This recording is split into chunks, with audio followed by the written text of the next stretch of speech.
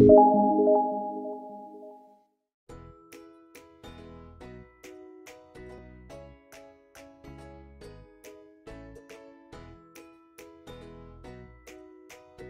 kabar teman-teman semua? Pada postingan kali ini kita coba latihan soal seleksi kemampuan bidang atau SKB terkait jabatan pada bidang hukum dan hak asasi manusia atau HAM ya guys. Pada latihan soal kali ini, setelah teman-teman memilih jawabannya, lanjut kita bahas bersama ya guys. Jadi seperti postingan latihan soal dan pembahasan pada channel ini, akan ditayangkan soal sekitar 10 detik. Selanjutnya akan kita bahas jawabannya ya guys. Langsung saja kita ke latihan soalnya ya guys.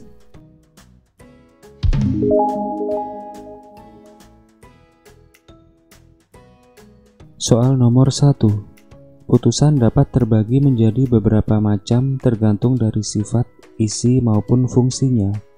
Hal yang bukan termasuk contoh putusan yang bersifat konstitutif adalah A. Kasus perceraian, B. Kasus pengampunan, C. Kasus kepailitan, D. Kasus pembatalan perjanjian, atau E. Penetapan hak perawatan anak oleh ibunya.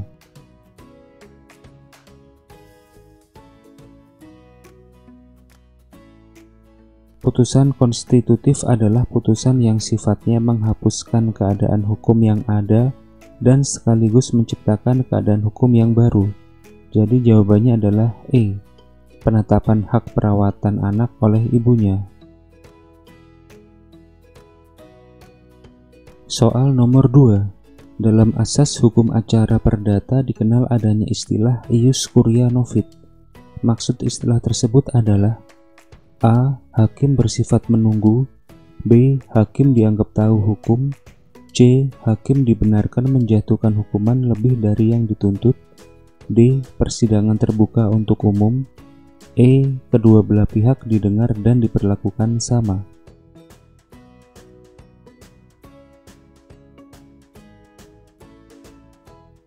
Salah satu asas acara perdata adalah hakim bersifat menunggu, yaitu hakim menunggu karena jabatannya atas tuntutan yang diajukan oleh pihak yang berkepentingan. Apabila tuntutan telah masuk, hakim tidak boleh menolak untuk memeriksa dan mengadili karena alasan ius curia novit, yaitu hakim dianggap tahu hukum atau lebih tepatnya hakim yang memahami hukum acara perdata. Jadi jawabannya adalah B. Hakim dianggap tahu hukum. Soal nomor 3. Persidangan terbuka untuk umum dimaksudkan untuk menjamin objektivitas peradilan serta pertanggungjawaban hakim terhadap masyarakat. Apabila hal tersebut dilanggar, putusannya bersifat A. Inkrah, B. Batal demi hukum, C. Dapat dibatalkan, D. Mengikat salah satu pihak, atau E. Dapat diajukan banding.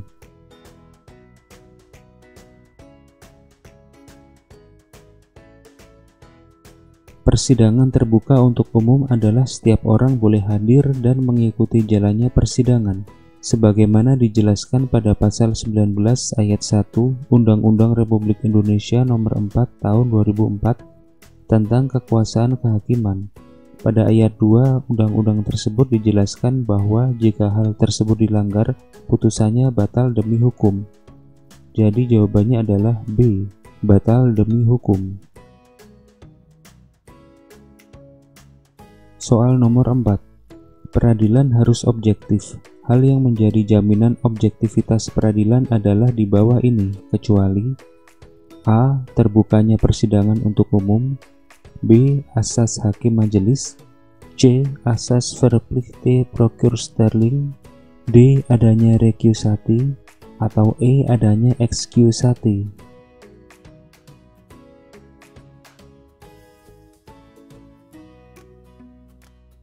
Jaminan objektivitas peradilan sebagai berikut: adanya recusati atau hak ingkar, adanya excusati atau pengunduran diri, terbukanya persidangan untuk umum, asas hakim majelis, dan putusan harus disertai alasan-alasan.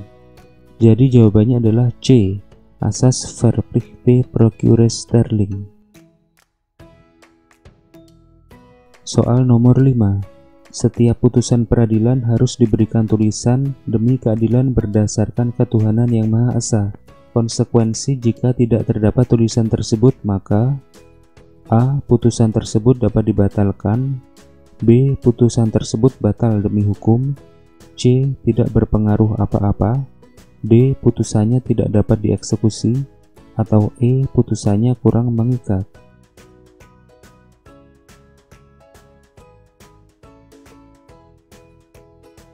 Fungsi dari kepala putusan, yaitu tulisan demi keadilan berdasarkan ketuhanan yang Maha Esa, adalah untuk memberi title eksekutorial.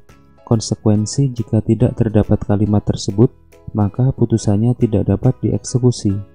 Jadi jawabannya adalah D. Putusannya tidak dapat dieksekusi.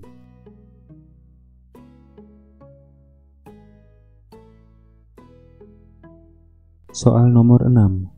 Pemanggilan harus sah dan patut. Yang bersangkutan harus telah menerima surat panggilan sekurang-kurangnya A. 1 minggu sebelum sidang, B. 5 hari sebelum sidang, C. 3 hari sebelum sidang, D. 2 hari sebelum sidang, atau E. 1 hari sebelum sidang.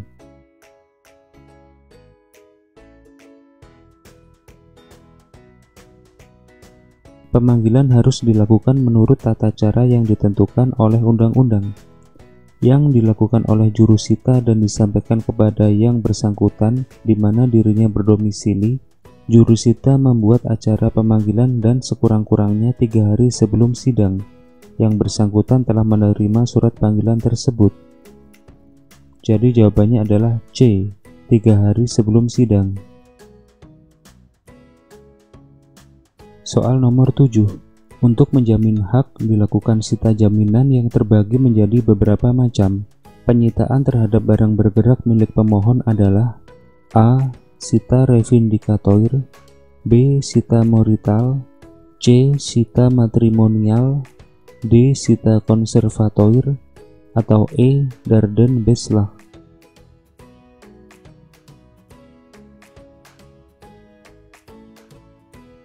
Sita jaminan dilakukan terhadap berikut ini.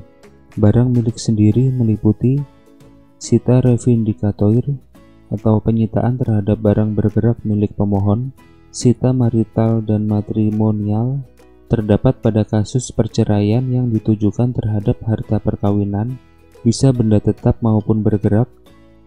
Barang milik tergugat yaitu sita konservator, penyitaan terhadap barang milik debitur, bisa benda bergerak, tetap, dan barang milik debitur yang dipegang oleh pihak ketiga. Jadi jawabannya adalah A. Sita revindikator.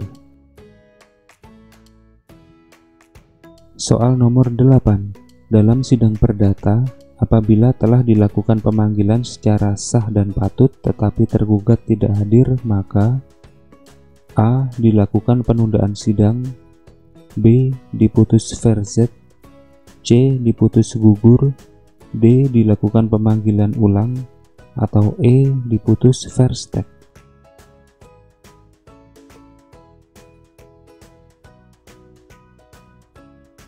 Jika tergugat tidak hadir padahal telah dilakukan pemanggilan secara sah dan patut, maka diputus verstek.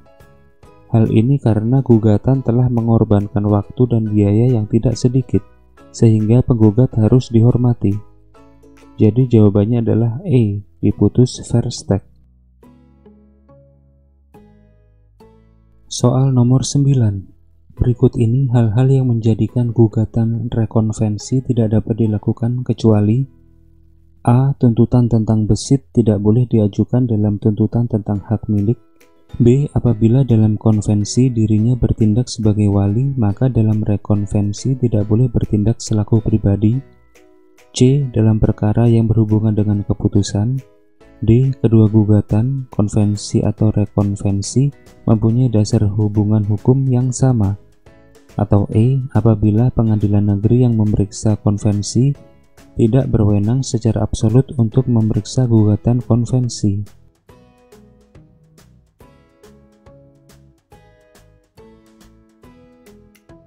Tujuan dari rekonvensi sebagai berikut. Apabila kedua gugatan konvensi dan rekonvensi mempunyai dasar hubungan hukum yang sama, menghemat biaya, untuk mempermudah prosedur serta dapat menghindari terjadinya putusan yang saling bertentangan. Jadi jawabannya adalah D. Kedua gugatan, konvensi dan rekonvensi mempunyai dasar hubungan hukum yang sama.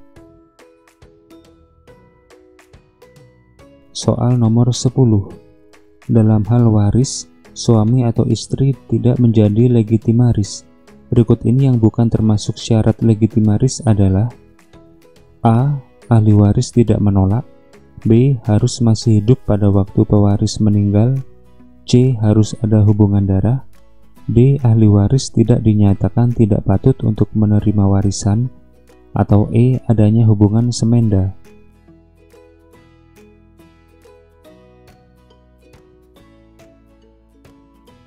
Ahli waris yang mendapat perlindungan hukum atau bagian mutlak yang tidak boleh diganggu-gugat apabila pewaris membuat suatu wasiat disebut legitimaris. Syarat legitimaris sebagai berikut: ahli waris tidak menolak, harus masih hidup pada waktu pewaris meninggal, harus ada hubungan darah, serta ahli waris tidak dinyatakan tidak patut untuk menerima warisan. Jadi jawabannya adalah E. Adanya hubungan semenda. Soal nomor 11. Kompetensi pengadilan yang berwenang kaitannya dengan teori locus delicti. Salah satunya adalah teori instrumen. Maksudnya adalah: A. Menentukan locus delicti berdasarkan kelakuan. B. Menentukan locus delicti berdasarkan akibat. C. Menentukan locus delicti berdasarkan letak alat tersebut bekerja. D. Menentukan locus delicti berdasarkan efisiensi dalam proses pengadilan. Atau E. Menentukan locus delicti berdasarkan penggunaan alat bantu.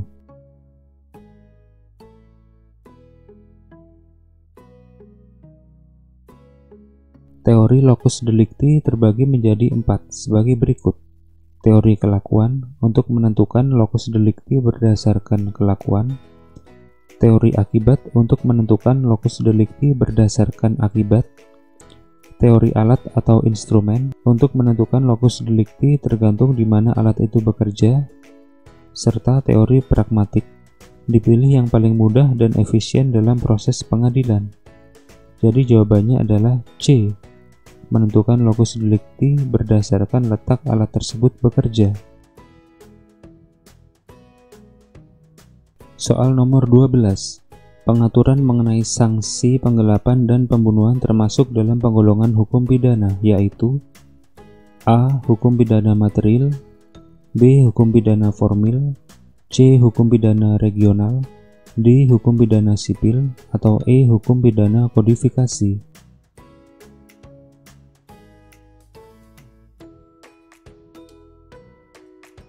Hukum pidana material mengatur norma tentang perbuatan yang dilarang dan diancam dengan sanksi pidana.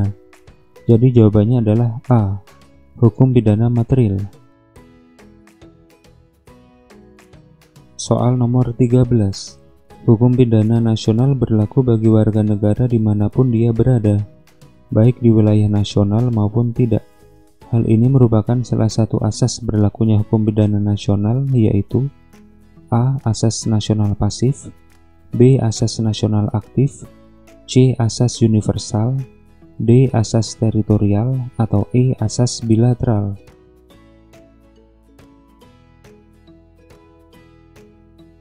Asas berlakunya hukum pidana terbagi menjadi: asas teritorial, yaitu hukum pidana nasional berlaku terhadap pelanggaran hukum pidana yang terjadi dalam wilayah nasional atau suatu negara.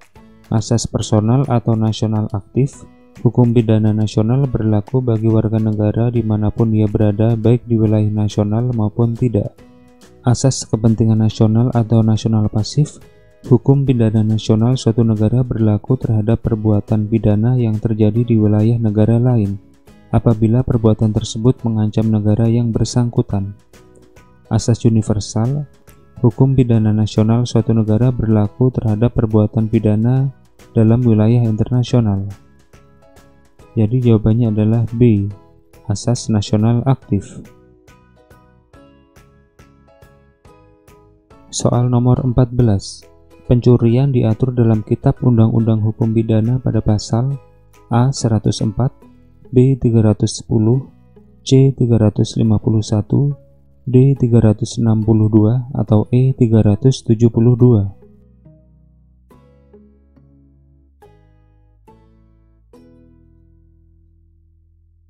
Pasal 362 KUHP berbunyi, barang siapa mengambil barang sesuatu yang seluruhnya atau sebagian kepunyaan orang lain dengan maksud untuk dimiliki secara melawan hukum, diancam karena pencurian dengan pidana penjara paling lama 5 tahun atau pidana denda paling banyak Rp900.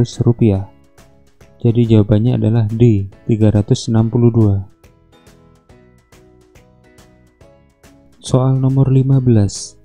Perbuatan melawan hukum diatur dalam Kitab Undang-Undang Hukum Perdata pada pasal A. 1320, B. 1313, C. 1321, D. 1319, atau E. 1365.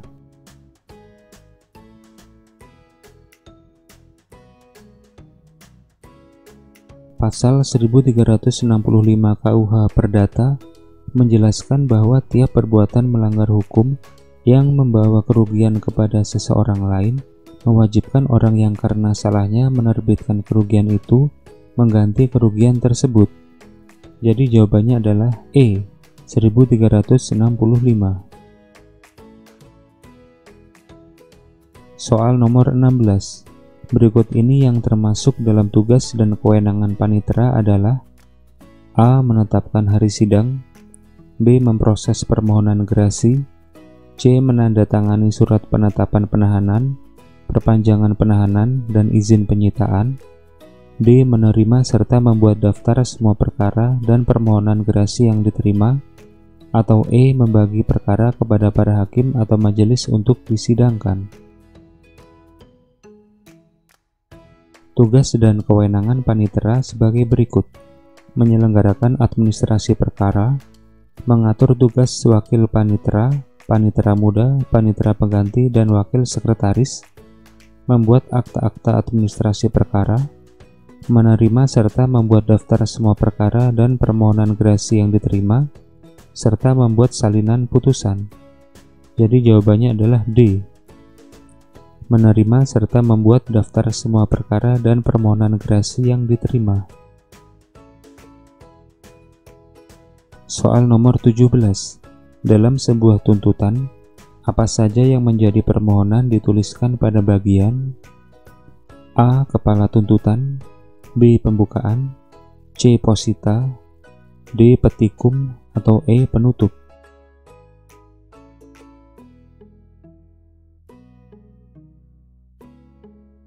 Format tuntutan sebagai berikut: Kepala tuntutan, demi keadilan berdasarkan ketuhanan yang Maha Esa.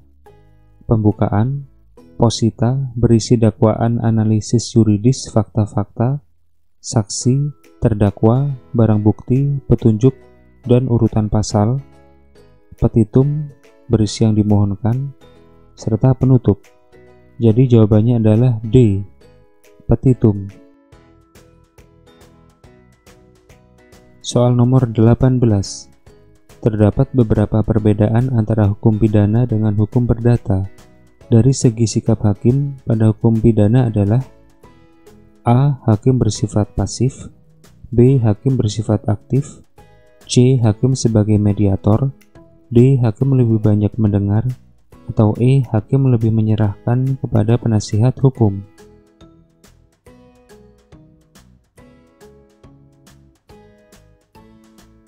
Berikut ini adalah perbedaan substansi antara hukum perdata dan pidana.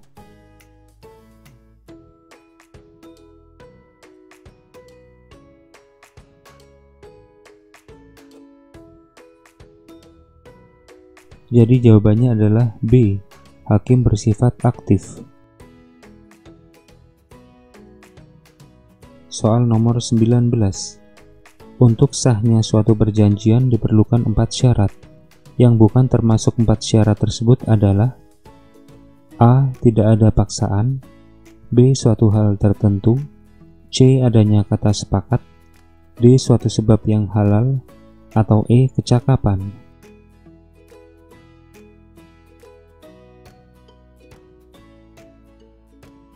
Dijelaskan pada pasal 1320 KUH Perdata bahwa untuk sahnya suatu perjanjian diperlukan 4 syarat sebagai berikut: sepakat mereka yang mengikatkan dirinya, kecakapan untuk membuat suatu perikatan, suatu hal tertentu, serta suatu sebab yang halal.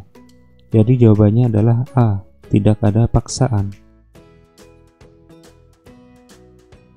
Soal nomor 20. Korporasi juga merupakan subjek hukum. Sanksi pidana yang dapat diterima oleh sebuah korporasi adalah sebagai berikut, kecuali A. Peringatan dan pengawasan, B. Denda, C. Ganti rugi, D. Actio Pauliana, atau E. Pembubaran.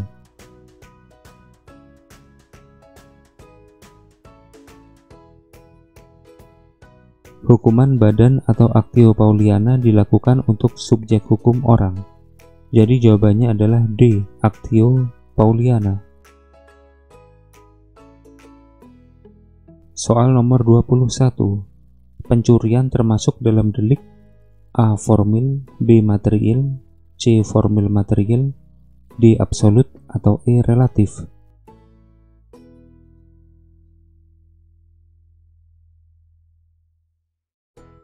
Teknik perumusan delik terbagi menjadi sebagai berikut: formil, letak pelarangannya pada kelakuan; material, letak pelarangannya pada akibat.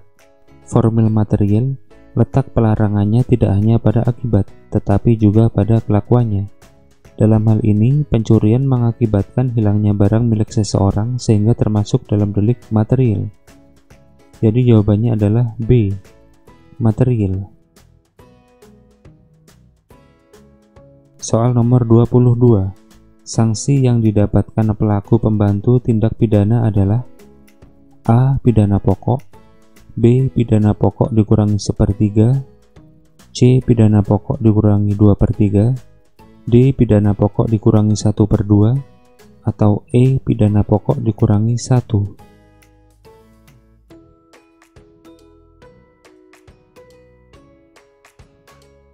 Dalam pasal 57 ayat 1 KUHP dijelaskan bahwa dalam hal pembantuan, maksimum pidana pokok terhadap kejahatan dikurangi 1/3.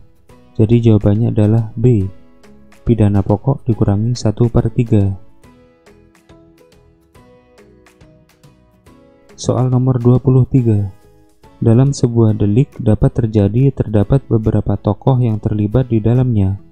Berikut ini yang bukan termasuk ke dalam unsur penganjur adalah A. Tidak ikut melakukan eksekusi, B. Tidak memenuhi unsur delik karena tidak ikut berbuat atau tidak melakukan delik, C. Ada provokasi, D. Bertanggung jawab terhadap semua yang telah dilakukan walaupun tidak melakukannya, E. Niat berasal dari dirinya tetapi pelaksanaannya orang lain.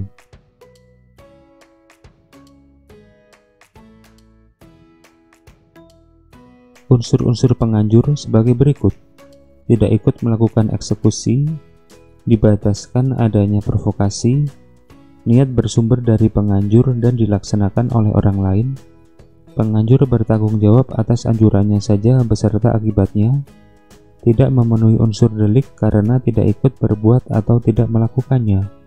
Jadi jawabannya adalah D, bertanggung jawab terhadap semua yang dilakukan walaupun tidak melakukannya. Soal nomor 24. Satu orang dapat saja melakukan satu tindakan yang mengakibatkan 2 atau lebih pelanggaran hukum pidana. Hal ini disebut A. Perbarengan, B. Penyertaan, C. Turut serta, D. Limitatif, atau E. Percobaan.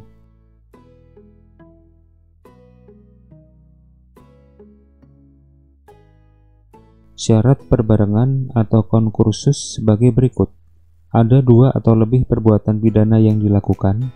Perbuatan pidana tersebut dilakukan oleh satu orang. Perbuatan tersebut belum ada yang mengadili, serta perbuatan tersebut diadili sekaligus. Jadi jawabannya adalah A. Perbarengan.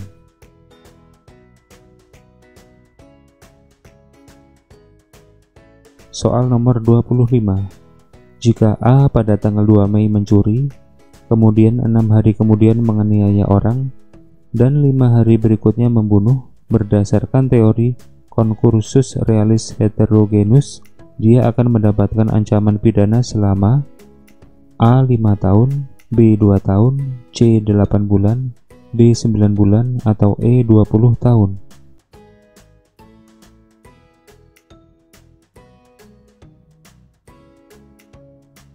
Menurut teori concursus realis heterogenus, sanksi pidana diambil dari yang paling berat ancamannya.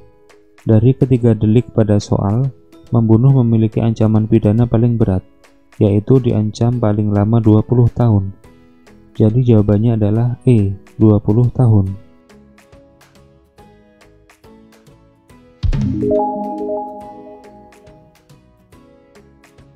Gimana guys, cukup mudah kan latihan soalnya? Saya doakan teman-teman semuanya sukses menghadapi SKB ya guys.